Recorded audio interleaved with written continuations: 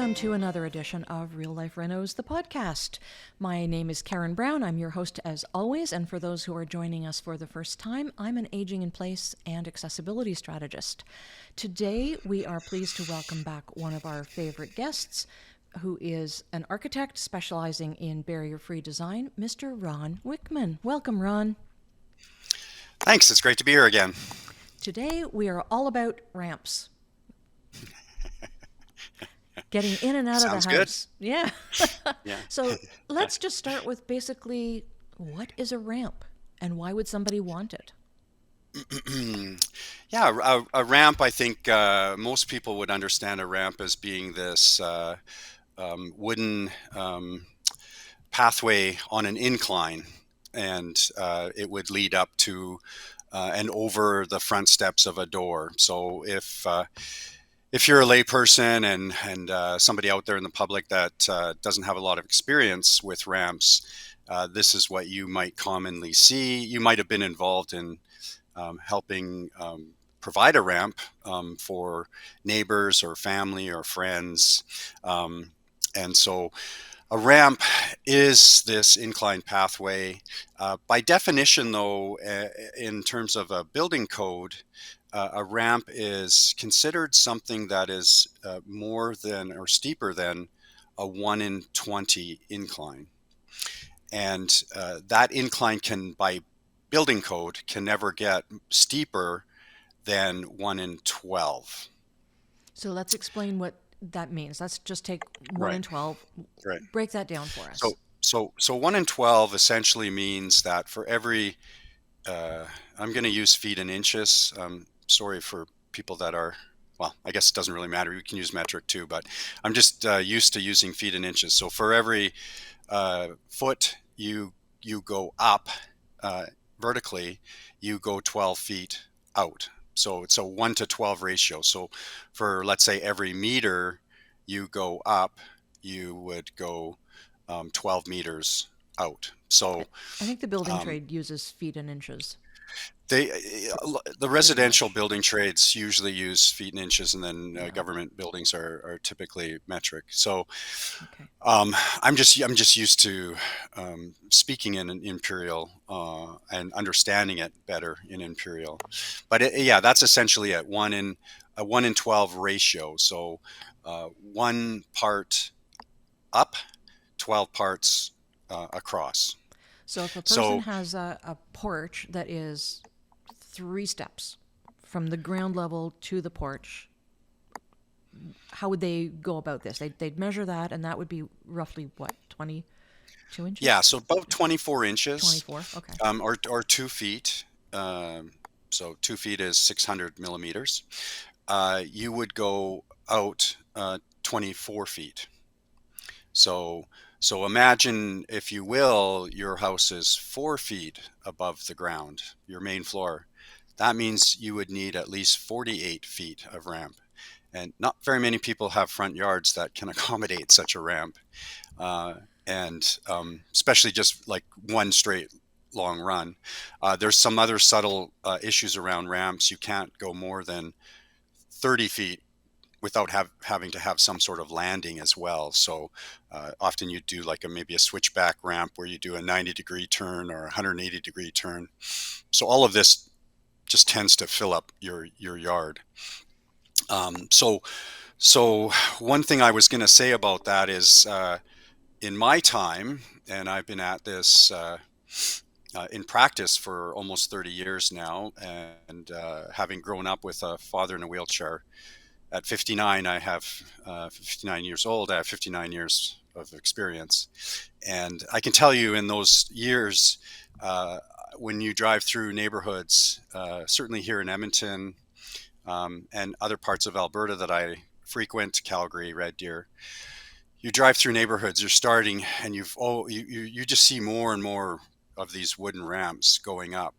And I would venture to guess that many of them, if not most of them, don't actually meet any kind of code. They're just sort of slapped together. I'm not even sure how structurally sound they often are.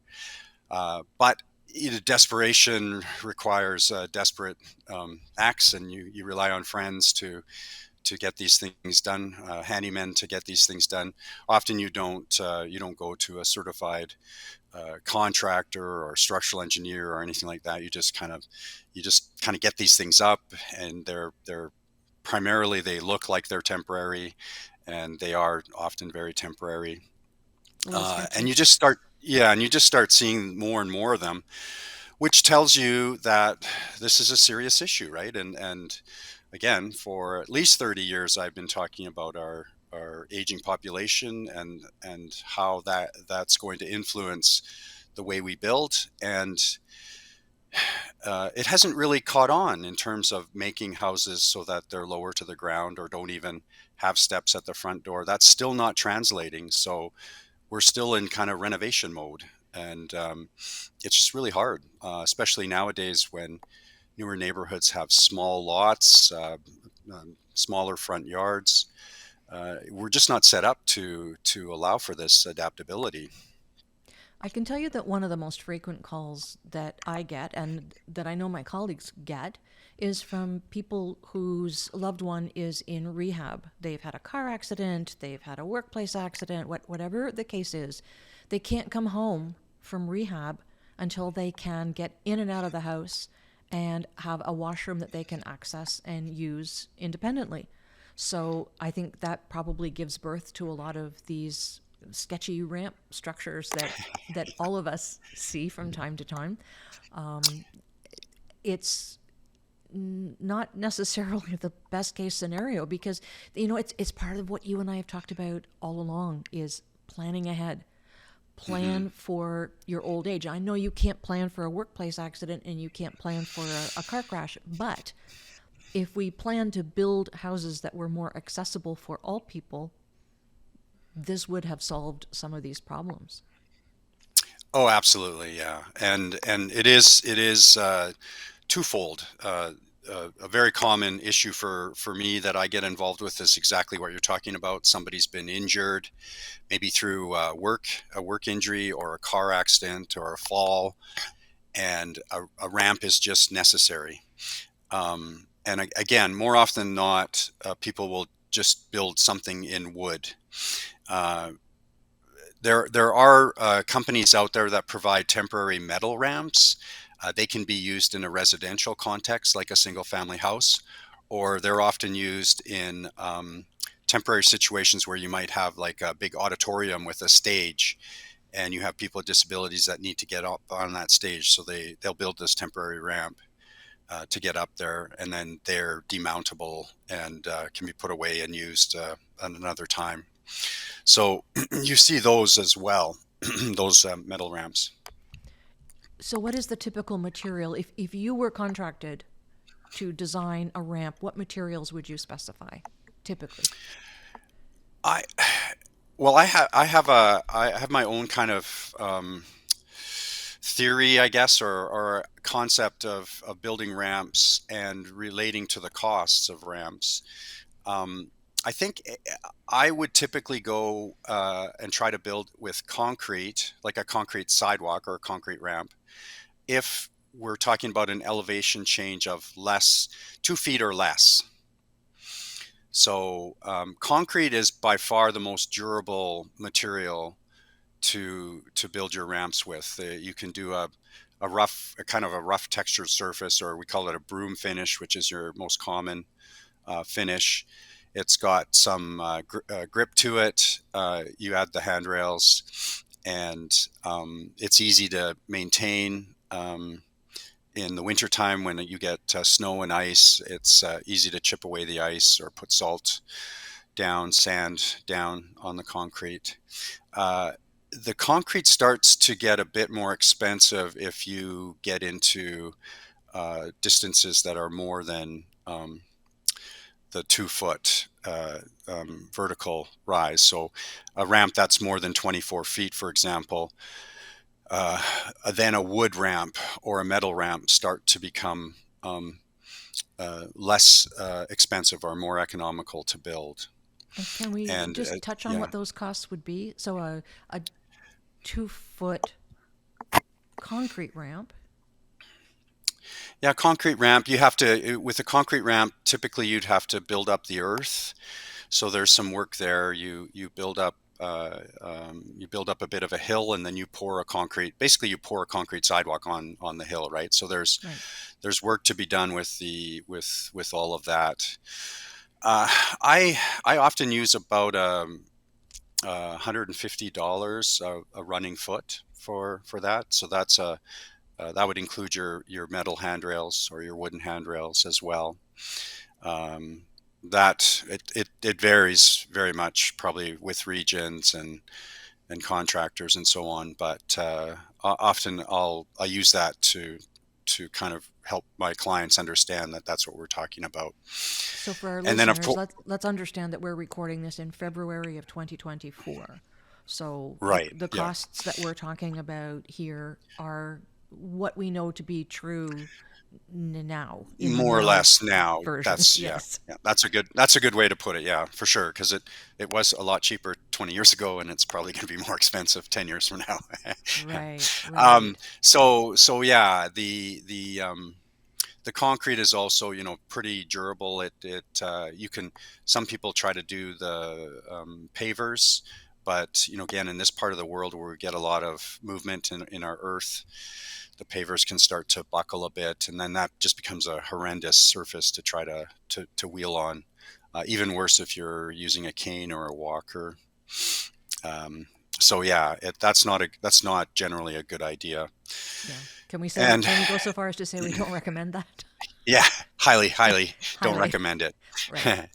The wood ramp, it varies too. Like you can do a bit more of a temporary wood ramp where there's really no kind of foundation for it just sits on the ground. So the ramp would kind of, and again, we're not talking about huge movement, but there would be some movement as the earth freezes and thaws. A ramp that just sits on the ground, made of wood, again, is probably in that 150 a dollar per running foot. That's like full on handrails and so on. Um, maybe $100 a running foot for something without any kind of foundation work, like concrete piles, sort of tying it to the house itself, so it just doesn't go anywhere, um, and you get no movement at all, which allows the ramp to also um, always maintain its being flush with the door threshold too that you're entering in. So a ramp that can move might drop by an inch or so, and then that could create a real problem getting in and out of the house. Right. And Sorry, just having go said ahead. that, when you get into concrete and you start getting into a 36-foot long concrete sidewalk or even more, then the costs start to escalate quite a bit, right? So you don't use that $150 dollars anymore. It's so much more earthwork. It's hard to tamp that earth and create a surface that won't sort of collapse, I guess, under the pressure of our freeze thaw, right? So Right.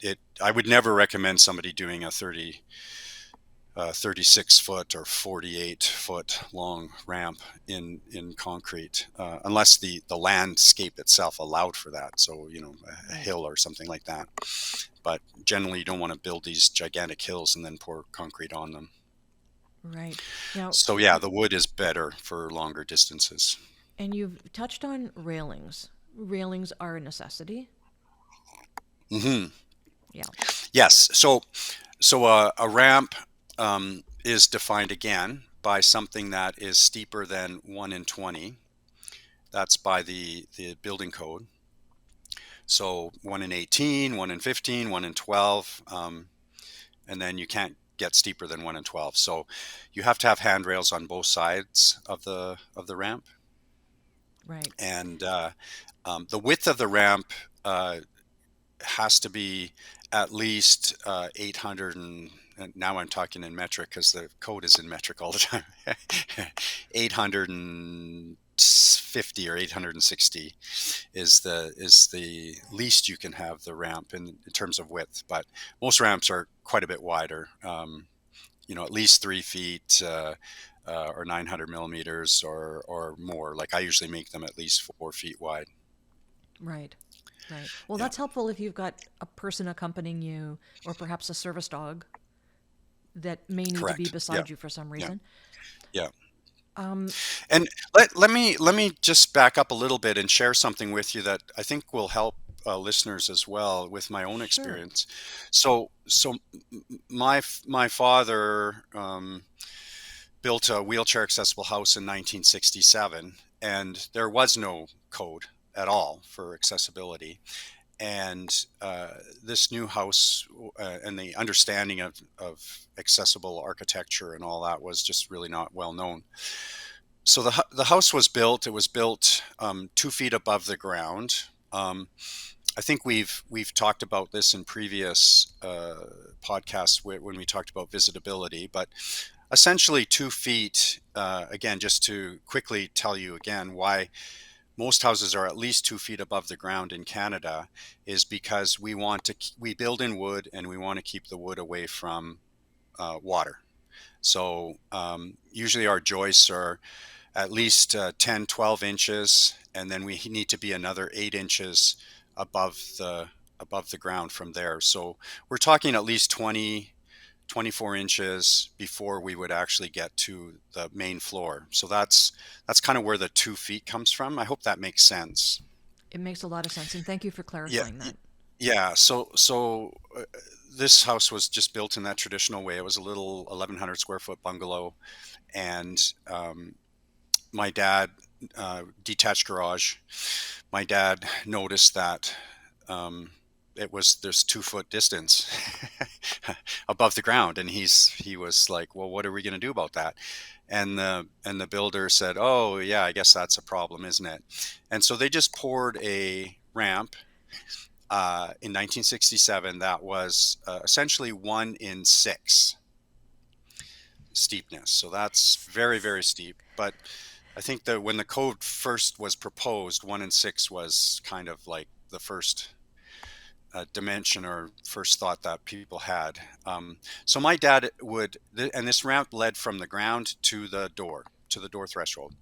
So essentially, for almost 40 years of my dad's life, he used the rails to grip onto the rails and pull himself up, get to the front door, lock the brakes of his wheelchair, his manual wheelchair, and unlock the door, open the door, unlock his brakes, and wheel in. Imagine leaving the house was having to reach back on this incline as you try to reach back and grab the door handle and shut the door. And then he would hold on to the rails going down so that he didn't go too fast, and then make his way to the detached garage.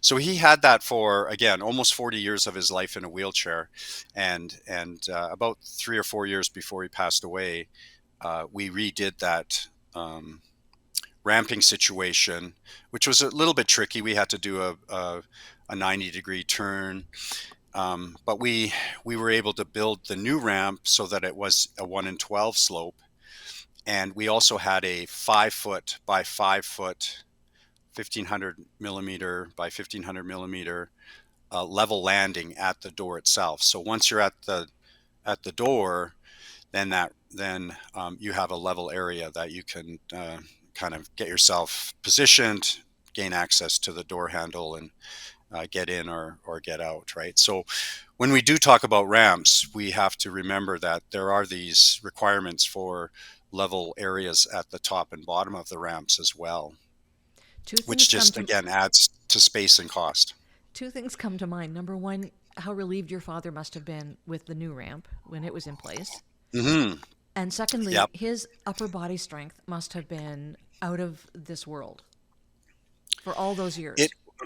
it was. He had really good upper body strength. You're right, but he was also close to 60 when we switched out the ramp, and all those years of kind of abuse to his shoulders and pressure on his shoulders finally gave way, and that's why we had to do the ramp. He just couldn't make the house work anymore.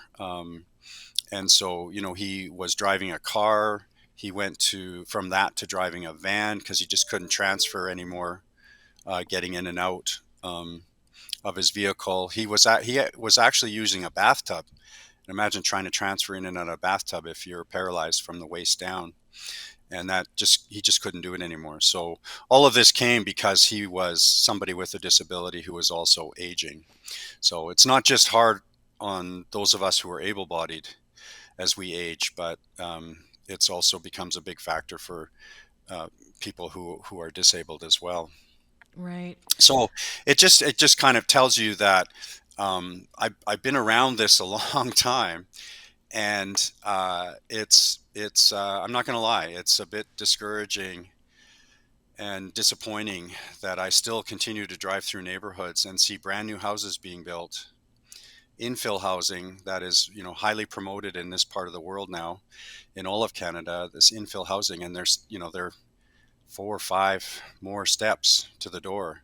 Brand new houses.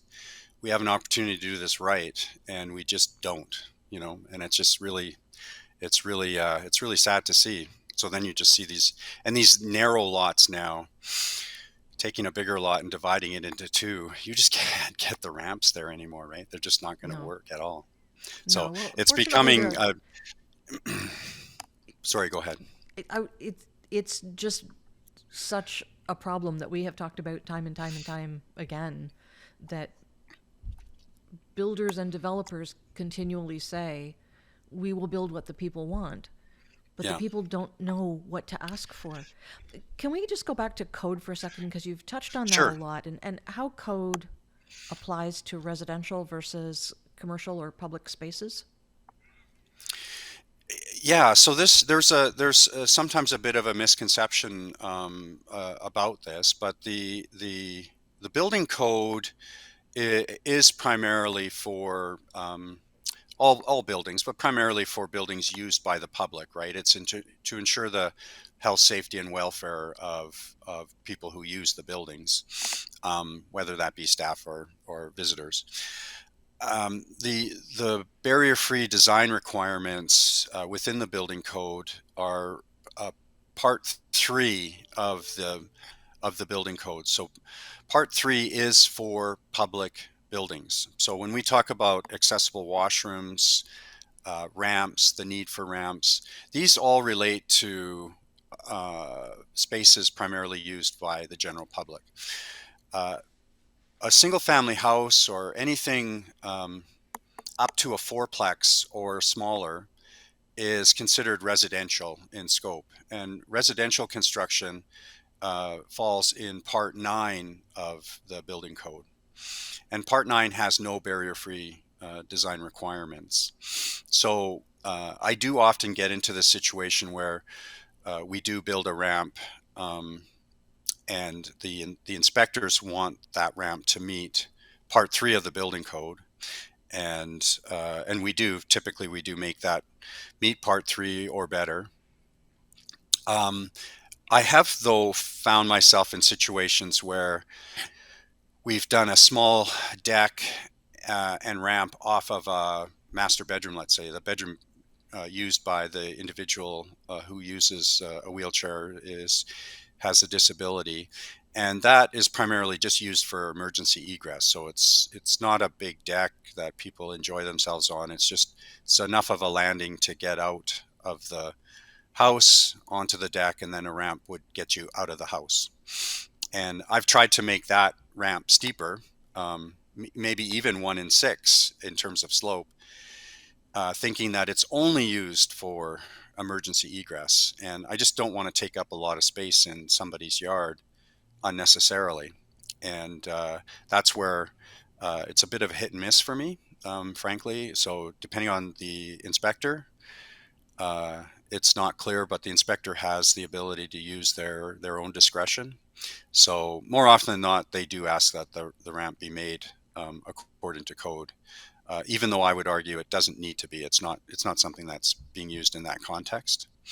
Right. Um, So so it does get a little bit tricky, and this is a little bit beyond the ramps. But again, uh, I would certainly, I guess you can't hold me to this because again, it depends on who inspects your house. But if you were doing a bathroom and you needed grab bars in a certain place for your own disability and your own independence and safety, I would put those grab bars where you need them, not where the building code tells you they should be. I don't see the benefits of that. So in a private residence, I think you can make a strong argument that you're going to do what um, works for you as an individual, Mm. and that is something that we get into a bit of a gray zone. It's interesting that way. We do have some pictures that you sent to me of some various ramps, one that is the typical example that we see, and then some better alternatives.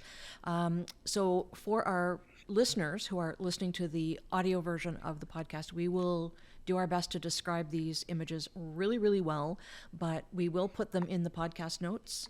And for those who are watching the video version, then you will see it. So it's a little rough, yeah, in terms of showing the PowerPoint presentation, but we'll give it a go. There we go. There's the first one. Yeah, so this image shows two houses in a mature neighborhood in Edmonton. I can't even remember exactly where it is, but it doesn't matter. Fairly common mature neighborhood. They're 50-foot wide lots. There's two bungalows. Each of the bungalows are a good 3 feet above the ground, the main floor. Um, and that again, another big issue for people in this part of the world is to try to get that main floor as high out of the ground as you can to give yourself as large a window space in the basement as you can as well. Um, I would make an argument that we can just build bigger window wells and you still get your big windows in the basement. But conventional attitudes have always been, well, let's just raise the house up. That's the easiest thing to do, except for when you're in a wheelchair or have a disability. So these two ramps are, oh boy, a good 30, 36, 40, maybe even more feet each. They're switchback ramps. Basically, they take up the front yards of their respected front yards. They're both built out of wood. Um, Looks like they have concrete piles that they're sitting on, and they're I don't know. You might have your opinion, Karen, but I think they're quite unsightly. They don't give ramps a good a good name, and they certainly don't give a good feel for those of us promoting a better, more beautiful kind of accessible architecture. I would agree with you. I find them to be quite ugly. And I think that in terms of people being nervous about how they might sell their house when the time came, they would be very nervous about that. But you need to live. So these are the ramp designs that they have chosen or have been proposed to them, but it's also the kind of ramp design that you, Ron, and I would see when we get these emergency calls from people that say, "Hey, I can't come home until something happens." That I can get into the house, right? That's exactly it, and I think a lot of times people they just don't have the ability to easily move and find something else, and so they're in a tough spot, right? And this is often now we're seeing uh, seniors that don't have the assets to be able to go, well, fine, I'll sell my house and just build something new, or I'll move somewhere. If you're a bit more elderly, my mom is 81, for example, there's no way you're going to get her out of a community that she's been in since 1967. She wants to stay where she is. Now, she's lucky in a sense that her house was built to be wheelchair accessible. So she can do that. and maybe I should promote that more and show that as a good example of somebody being able to stay at home easily. But we don't all have that choice, right? That choice hasn't been presented to us, and we just don't have the income to be able to make it work in any other way than to kind of slap on a ramp in front of your house. Right. Let's move on to the next one. There we go. While we're at it too, I should mention that I'll send you some more photos. That there's a couple of examples that I can show you the alternative to the ramp, which is a mechanical porch lift. So if you think of, I can't do my math here, but if you're looking at a 24-foot long ramp, wooden ramp at, even $100 a running foot, that's 2,400. Am I right there? Yeah, $2,400. And if you start getting into longer ramps, of course, the numbers go up. So yeah, I always say a ramp is, you should budget at least, double what I just said, like at least 5,000 typically, unless it's a nice short ramp. You can get a porch lift, this mechanical porch lift that you can just add on to your front steps. Right. So And if you send me and that then picture, I'll put it here, but I'll also yeah, put it back in the podcast that we did yeah, earlier like I where, won't be able to send it to you right now, but yeah, you yeah, can just have it for the podcast notes. But yeah, essentially, it's just something that sits beside. People might have seen it. This sort of funny looking thing that um, sits beside the front steps. There's all kinds of logistics to that as well. It's the lifts themselves though are about $7,000 to $8,000. That's just to supply and install a lift. Then you've got to um, add uh, add costs related to making a level area, maybe pouring a sidewalk to the entrance of the lift, modifying your steps. A lot of times means sort of kind of adding some structure onto your steps to make up. Usually your top landing of your step is about 4 inches below the door threshold. So all of that gives you something that probably ends up being about $10,000 at least, right? And they definitely do not look nice. well, I will mention too that for those who might think of going that route and want to check into the option, I do see them come available secondhand from time to time. So the And yeah, cost of that's a true. They do. the Yep. cost of a brand new one might be able to be mitigated by a little bit by finding something secondhand. So, but Yeah. I will also say that I have seen some porch lifts that can be fairly attractive when people start to use landscaping around them and do it up properly. They can be okay. They can be okay. Better than a ramp that takes up your entire front yard. That's right. Yeah. So Yeah. again, you can sort of see if you're around $10,000 for the porch lift. If you're around that number probably too, if you're like a 4 foot, 48 foot long ramp or more, um, you're going to save a lot of space. Something you can shield, like you said, with some landscaping and that. So the porch lift again becomes a very good option when you look at houses that are. I use them all the time when I'm in a situation with a bi-level house. So that's where you're often like almost 6 feet above the ground, right, with your main floor. Right. And and first of all, I should say with a bi-level, I tell people to move. I go, I was just wondering when find you the were going to money, say that. find the money somehow and just move. Like don't do it. But Yeah. I have people have just been in a situation where for a number of reasons they decide to stay, and it does be you can imagine a ramp trying to go 6 feet vertically. That's you know it's if you have to have a landing every 30 feet, you're at least two landings, so you've got a really long ramp Right. for sure. So the economics are definitely play a role in all of this, right? And that's where uh, it's great if you can find a friend or a neighbor, family member that can just build something for you it can be done very, very economically that way. And that, again, that's why most people do it that way. They just don't have the resources to pay for something that's done sort of properly. Right. But wouldn't it be nice if you had no steps at your front door and you never had to worry about a ramp? I mean, that is the ultimate solution, right? Yeah. Let's take a look at this second image here. So the next couple of images show kind of group home situations. This is one that I was involved with, and we were building in a mature neighborhood. And one of the problems with mature neighborhoods is often the infrastructure below ground isn't very deep.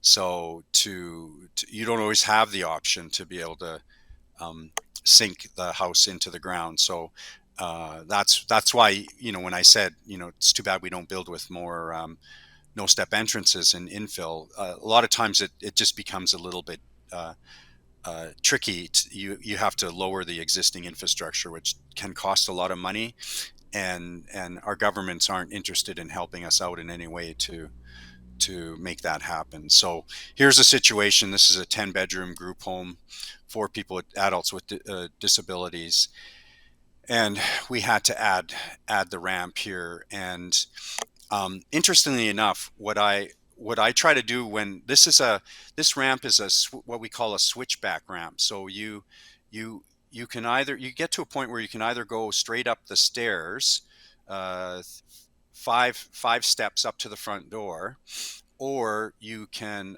start to make your way up a ramp, and about halfway you hit a landing and you turn 180 degrees and you go back up towards the entrance. And so what I try to do in these cases is build the first half of the ramp with the 1 in 20 slope, and then we can do away with the handrails. It's a nice gentle slope that most people can negotiate. And when you get to the landing, you have to do some earth landscaping so that you don't have like a big drop off area at the landing. That's really easy to do. Just push some dirt up against the landing, and then your only portion of ramp is the part that goes back up towards the entrance. So you get rid of a lot of the hand railing and give it a bit more of a landscaping feel. Uh, Often that's always what I present in the beginning, but more often than not, clients like to just go with the handrails. For sometimes they feel it's safer. Sometimes they feel they don't want to do that extra, all that what they perceive as extra work. So just it's hard sometimes when I don't have examples to show people of what I'm talking about. They get a little nervous. Trying to visualize what I'm saying, right? So Right. this is a nice, I think, a fairly nice group home um, aesthetically, but I would make an argument again. The ramp tends to take away from the aesthetics of the house. So anything we could do to make that ramp less kind of visible would be great. Um, Having said that, the ramp is used by all of the residents who use this group home. So I wouldn't give up the ramp for aesthetics. Right. So it's needed, but I'm So for always I'm always working on ways to make it look nicer. for our listeners, I'll label this picture B in our podcast notes. Okay. And so the picture that I will label C is on the screen now.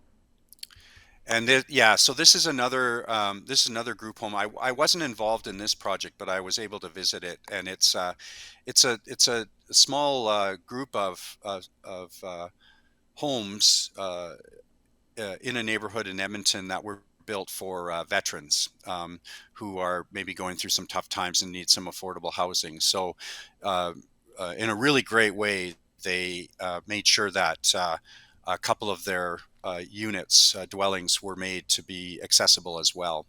So here was a situation where you can see it well in for those that can see, I guess there's some construction equipment around, so it's not completely finished, but there is a ramp that goes up to the front door of the this would be the accessible suite for a homeowner that or a renter that let's say uses a wheelchair or has a disability. And again, be really nice to be able to have this closer to the ground so that we could eliminate the ramp itself. But these are modular homes that were brought to site, and there's just some logistics with construction detailing and so on that makes it a little bit trickier to make this all work.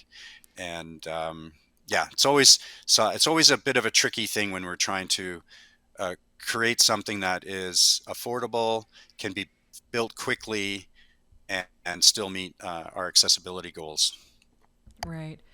Okay, picture D is up on the screen And now. so this is a wheelchair accessible house that was built in a inner city neighborhood in Edmonton. So again, showing that it can be done. This has a sidewalk that is leading up to the front door. So the house was built low enough to the ground. There's about I'd say about an 18-inch difference between the main floor and the ground, and from the public sidewalk to the front door allows you to have a sloping sidewalk. So this really isn't a ramp. It's just a sloping sidewalk. Uh, um, if for those that can see, it's obvious that the landscaping isn't finished, so there is a big drop off from each side of the sidewalk that has since been filled in with earth, and you don't have that situation. But this then becomes a nice way of having that front entrance without any kind of ramp in the front. So, for those who are listening to the audio version, this is a two-story house, probably older, and there is a sidewalk that goes. The entrance door is right in the middle of the first story on the ground floor, and the sidewalk, the sloped piece that Ron is talking about, goes straight up to that door, and there is a piece of the sidewalk that goes off to the left, presumably around to a side door or the backyard as well, that is not sloped. It's just a regular sidewalk. Yeah, that's correct. And Right. not that it makes a big difference, but this is a brand new house, so Oh, is it really yeah, it's just been designed to look a bit older? a bit more kind of Victorian Oh, and okay. that sort of traditional look. Yeah, Okay, yeah, fair enough. And mhm, so yeah. once this is landscaped, which you say it is now, I'll bet It you is now. Yeah, nobody would even know that that is an accessible entrance. correct. That's right. Yeah, and Bonsai. that's certainly the ideal, right? That's what we're trying to achieve. Okay, so picture E is on the sidewalk, or sorry, on the screen now, and this is it a bungalow. It looks like a bungalow Yeah, with. this is a bungalow where the homeowners didn't want to get their main floor too close to the ground. They wanted to have a basement that had, and you can't really see it in the front of the house, but in the back, there's it's not a walkout, but there's quite a bit of window space in the back of the house. But they did definitely want to have a space for one of their aging parents to come and be able to visit, at least visit the home, and have a main floor uh, flexible bedroom space that they could stay in if they were visiting for any period of time. So this was also a nice solution where we were kind of the reverse of the house we just looked at. The sidewalk just that goes to the front door in the middle of the bungalow is a sidewalk that follows the ground slope and gets to a set of steps, 4 steps that lead to the front door. But another sidewalk, a very gentle slope, it slopes to the side of the house. And as you get to the side of the house, it's hard to see in this photo, but there is a bit of a ramp, so it steepens a bit. There's handrails there, and that leads to a side door that provides you with on grade no step entrance at the side. So this was a subtle and nice way of making the house accessible within the context that we were building in. And again, people would not know that this was an accessible entrance. So Correct. Yeah. well Yeah. done. All Yeah. right, last but not least, picture F. Now, this is definitely a newer home in a subdivision. Yeah. So this is just outside of Edmonton in a neighborhood, St. Albert. This house was actually built probably 20 years ago now. So this was interesting because it really challenged the builder. who was not at all familiar with a lot of the concepts I was talking about. But this was a homeowner that uses a wheelchair, and it's your sort of standard kind of spec home. But we were able to do the driveway and sidewalk with a front car garage. This two-story house has a front door that is back from the garage. So there's a good 40 some feet from the public sidewalk to the front door, which allows us to do a nice gentle sloping concrete pathway that just leads to the door. So this was something that took some doing just to convince the builder that this is doable, and something that we need to make happen. And again, I would make a strong argument that one wouldn't notice that this house is any different than most of the houses on the block. This house doesn't look a lot different than the other houses that are in the neighborhood. Right. No, it's lovely, and you could have an entire community of houses like that, and nobody would know the difference at all. But people would Right. experience the difference if they had mobility devices or if they were moving furniture, which again is something you and I have talked about before. Families with Yeah. little toddlers and so forth. I want to And return. it doesn't hurt It's to okay. point out that in newer neighborhoods, a lot of newer neighborhoods, they have architectural controls that demand that you have at least 3 steps at the front door. I know. So, you can't build a house without steps. And I'd like to know, I mean, I speculate that that's has to do with resale value, and having no steps at the front door somehow reduces your property value. I really don't know how, but certainly the attitude, right? So when we do build a house in a neighborhood like the last photo, typically you have to go to the developer of that subdivision and ask for special requirement or a special relaxation of that specific architectural control. I just this past weekend I was with a friend building in a newer neighborhood in Edmonton, and we talked about that. And he said, "Yeah, we're just gonna put a ramp in our garage because they wouldn't allow us to have it without steps." He actually tried. He said he tried with the developer, and they said, "We won't allow you to do this if you're just speculating that you might be in a wheelchair one day. So if you are in a wheelchair, then we'll probably grant you the relaxation. If you're not, then we won't." Right? So It's like you have to bring just a kind of says doctor's note to the builder now. so it says a lot about that situation. It's really really kind of bizarre. Oh my gosh. That's, I mean, we're laughing, but that's pathetic. It's, It's one of those things. Having said that, I love doing these podcasts. I love talking to you about it. I feel like we're maybe making a bit of a difference, but then I tell a story like that, and I just feel like, well, I haven't made much progress in my 59 years. but I think that we can educate the public about this. If you're wanting to do renovations on your house, think ahead, which again, we've said Yeah, time and time before. Don't think about the trends, don't think about what's hot for you right now. Think about what your life will be like 5 years, 10 years, 40 years down the road.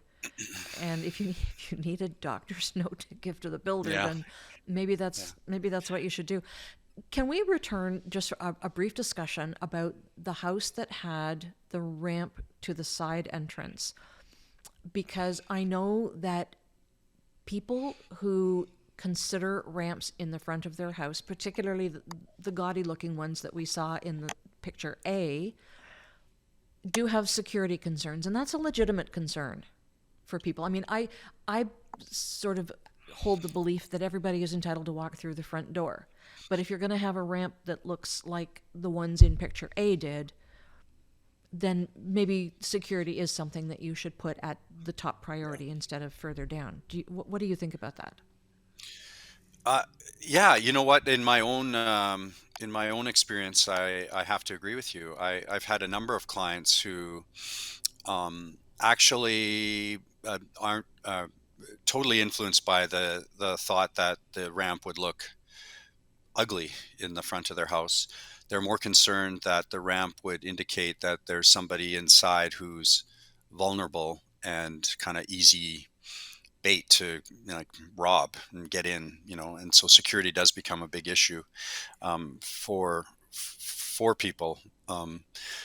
Thinking along those lines, it's not something I thought about much, years ago, but clearly that is something that people do legitimately have reason to be concerned about.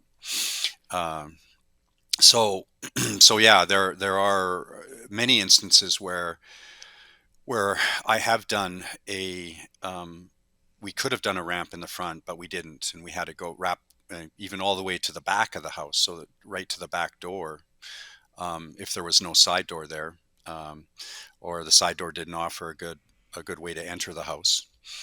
And then a lot of times we try to shield a ramp. So I might build a couple instances I built walls in front of the ramp. And again, this is only when we have the ability to do a short ramp. We can build a kind of almost like a landscape wall in front of the ramp. So it just looks like, if you allow the vegetation to grow up the wall, then it just looks like a hedge or something like that, and you don't even know that it's a ramp there. So there's always ways to kind of work around it, but it's definitely something that's become a concern for a lot of people. Right. So the front door is an option, side door is an option, back door is an option. Hmm. Lift out of the garage into the main floor is an option. So people do have a number of options depending on the type of house that Yeah, they live in. yeah. This is also a good time just to mention, though, that in all of this, in my time working as an architect, the cost to renovate a house has just gone through the roof, so to speak.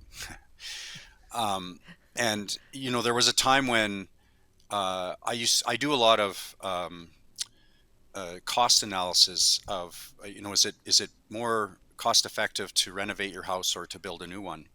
And if you isolate the accessibility features only, uh, the cost to add all the extra features to, let's say, your typical spec house that's not designed to be accessible at all, and you add all the features that would allow it to be accessible, like the no step entrance, even the extra residential elevator to gain access from one level to another, the bathroom that's got the shower area that without curbs, an accessible kitchen, 3 foot wide doors, all that kind of stuff.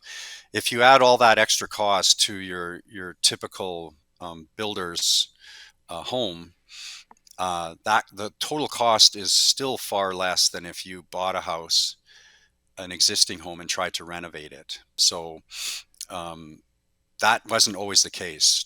20 some years ago, renovations were actually um, quite cost effective and the way to go. Now, I would argue that in more cases now, you're better off just tearing your existing house down and starting over or just selling it and moving, than to try to renovate it. It's the cost of labor. So demolition costs are just so much more expensive than they used to be, and cost of materials and so on. So, you can imagine a renovation requires us to sort of tear the house apart and Put then it back rebuild together. it, right? Yeah. So all of this costs a lot of money, and still our governments aren't being very helpful. So there are some small amounts of government funding. There's a program called RAMP, which, essentially, I guess the idea that you could, they would help pay for a ramp, but that I don't know all the details of that program, but you have to meet a certain income level, like a low income level. So if you make more money than a certain amount, then you're not entitled to this grant money. But I still think it's only around $5,000 or something. So these days that doesn't even get you a ramp, period. So Right. you can't rely on government funding to help you. And the only way, again, this is getting a little away, further away from the ramp issue, but it's still really important, is the government the government of Canada, at least, has really been pushing hard to get us to build more energy efficient housing, seeing the long term cost savings and all of that for us as a society and overall community, but also individually, we'll all start to save money. I can only argue that that's the same thing when it comes to building houses to be more adaptable and accessible. Is it just is oh it's only going to benefit all of us. It takes a lot of energy to demolish a house and put in new materials. Like if you can make it so that you can just easily adapt, if you just need to add a grab bar, you don't, if you're in a wheelchair and you get hurt, or if you're somebody that gets hurt and then you're in a wheelchair, if you could just move into your house and at least be in the house and live there while you sort of strategize and figure out what you can do in the long term, that's that's a tremendous amount of savings that gets you out of the hospital setting and into your home. Like that's just, it just makes economic sense too, right? But the government's just not quite there yet. They just don't see the benefits of that, or maybe they do. They just can't make it work administratively. I'm not sure. I think in a lot of cases it's a left hand, right hand issue. You know, Yeah. one ministry is focused on this and another ministry is focused on that, and you have to bring them all together under the umbrella of Hmm. accessibility and make them see the Hmm. logic and the cost savings to healthcare and so on. I mean, when you look at the latest statistics on disability that have been released by StatsCan, and you see that over 40% of adults 65 and older claim a disability, and that the most frequently claimed disability is pain related. You know, Yeah. people might say, "Oh, it's wheelchair." It's pain related. Yeah. It's painful for people to live in their houses. I mean, let's extrapolate that. I know it sounds like I'm connecting dots on things that aren't there, but they are. People are reporting pain issues, and if that's the case, it's pain throughout their whole lives. So let's ease that pain, and if we do it early enough, maybe whatever the pain related issues are would have held off for some time if we didn't make them bend so far to plug something in or reach so high to get something Yeah. or Hmm. struggle with houses Hmm. that just simply don't match who they are and what they Hmm. need. Hmm. Yeah, yeah, you're right. And I've just this week, I already, I mean, it's only Tuesday, but um, I was just reading an article yesterday. A lady who's has a visual limitation, and she raised an interesting point where she falls in this funny zone where she's she's legally blind, but she can see enough that doesn't allow her some benefits, some financial benefits. So she wrote this whole article about how, that even what the definition of a disability is and how you can gain access to funding and so on. But one thing she did raise in the article was, she says one characteristic of disability has become nearly universal in Canada, and that's poverty. So so that's a big deal, right? People with disabilities just don't have the money typically, to be able to do a lot of this stuff. So it's sometimes easy for us on the outside to go, oh well, it's $5,000. That's not that much. Well, it is to somebody Yeah. who makes $10,000 a year or something, barely surviving, or is on AISH, or So it really is. It really is a problem, and I guess for me, one thing that I would try to impress upon people, certainly within my profession of architecture, is you have to do more than just read about it and understand what the codes are saying. You have to really get into the trenches and spend time with people who have disabilities, spend time with the issues. I know it's an investment of your time and energy, but it's the only way to make it work, right? And that's same with government. It's easy to sit back and talk about policy and all that, but spend a day in somebody else's shoes, so to speak, right?